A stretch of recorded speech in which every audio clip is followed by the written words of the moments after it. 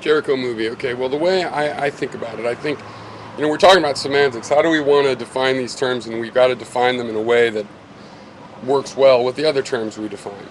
I think atheism, I am a skeptic, and atheism in that skeptical version could be called an ism because it's a skepticism. And the skepticisms work this way, they say atheism. That means thoughts without theism in it. Why do you have thoughts without theism? What does it mean to be an atheist? It's to have thoughts without theism. You can ask why and all these other questions. But there really could be any reason. You could actually personally believe it, but say, but I'm a politician and I've got to create secular things people that don't believe can think. You could have all kinds of reasons for applying this rhetorical version of atheism.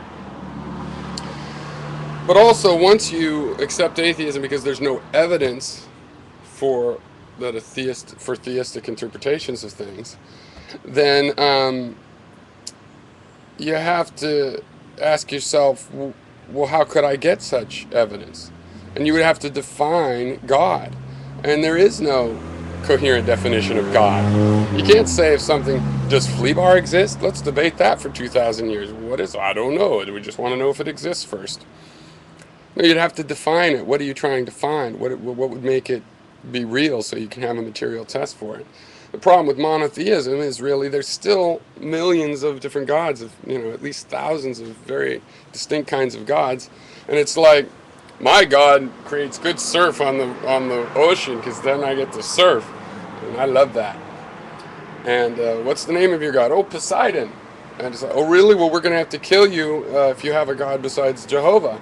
Well, okay, he's called Jehovah. I'm sorry, I misspoke. Jehovah makes the waves. And then we're all confused because it's like philosopher Bruce, We have all these different philosophers and we name them all the same thing, to avoid confusion.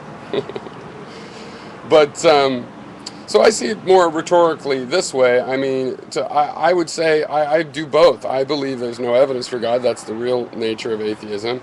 And then assertively, I look and I say, well, look, there's not even a definition. So, of course, I actively disbelieve in something not defined. In the sense that I don't have any choice. I can't. People that do think they believe in God might not have a clear definition of what it is they believe in. So what are they believing in? Anyway, cheers.